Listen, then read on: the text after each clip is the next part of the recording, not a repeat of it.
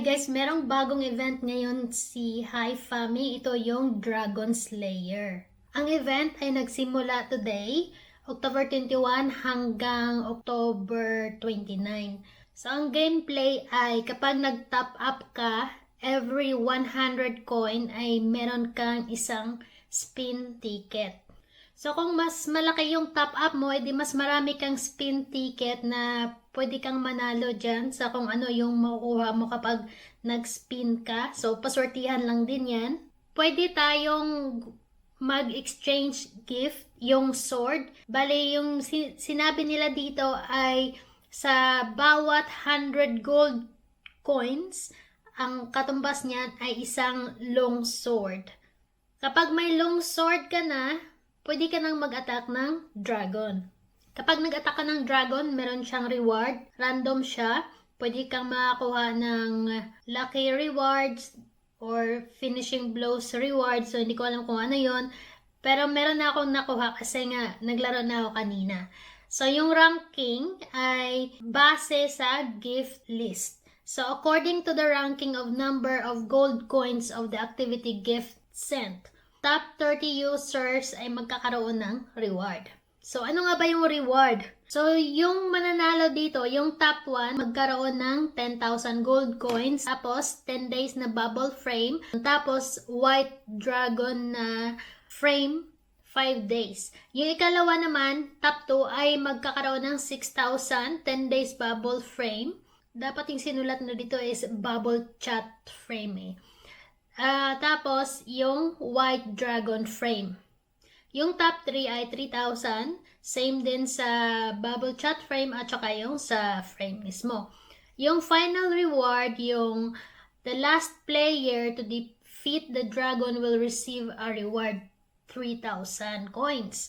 Tapos, yung lucky rewards naman, 3 participants from each round of attacks will be selected to receive rewards. So, parang yung 3 participant na yun, parang random pick yata yan. Wala naman sinabi kung ano yung required nila para mapili ka sa 3 participants na yun. Siguro random yan.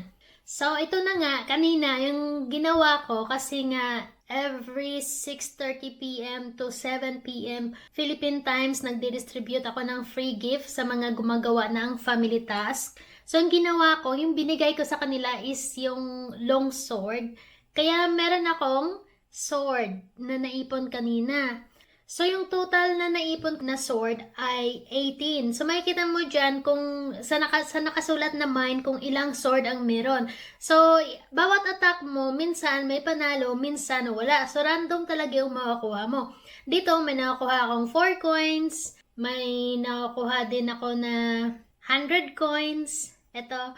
Tapos, minsan, no win, wala kang nakukuha. Sige ka lang attack, click mo lang siya hanggang sa maubos yung sword mo. Meron akong nakuha na HF frame. Meron din akong nakuhang isang frame, ang tawag ay Prince. So, nakukitan talaga ako. Pinalitan ko kagad yung profile ko para magamit ko yung frame. So, ayun lang naman. Meron na naman tayong bagong pagkakagastusan sa kay Hi-Fami. So, yung iba dito ay suswertihin, yung iba naman ay hindi. So, parang give and take, spend, or earn.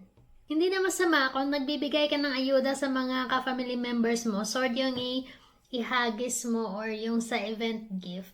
Magkakaroon ka ng sword. So, laruin mo hanggang 29 pa naman to eh. So, kung everyday ka naghahagis, talagang may chance ka na manalo. Pero I don't suggest na magre-recharge ka talaga para sumali sa ganito. Yung maganda lang dito, para sa mga captain na nagbibigay ayuda, may konting balik sa inyo kasi nga meron kayong sword na makuha. Kung gagamitin nyo sa pag-send yung event gift. So, kapag kinlik nyo yung rank, makikita nyo dito kung sino yung top 1, kung ano din yung rank ninyo. So, kung top 1 ka, malamang sobrang laki na ng points na na-spend mo. So, yung top 1, kapag ikaw yung nanalo, meron kang 30,000 coins.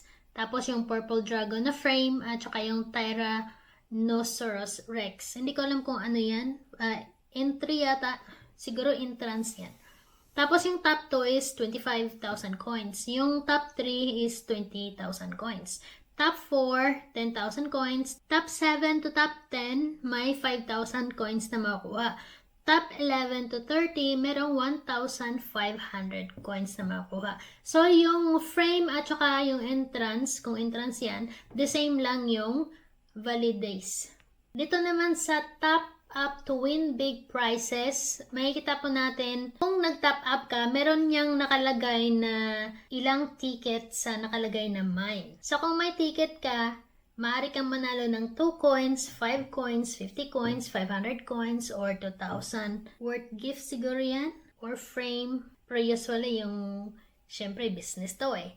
Kapag nag-spin ka, yung mostly na mapapanalunan mo dyan sa spin mo is 2 coins or yung frame. Syempre, hindi talo yung system doon kung yun yung mapapanalunan mo, di ba? Pero kung swerte ka naman talaga, sobrang gaan ng kamay mo, baka makuha mo yung Paris. Paris yata yan yung 5,000 at saka yung 2,000 na worth gift. Hindi ko alam kung gift yan. Kasi malabo na paningin ko. So, tingnan nyo na lang. Ayan, so yan lang naman yung sa Dragon Slayer. Ang bagong pagkakagastusan natin. Good luck!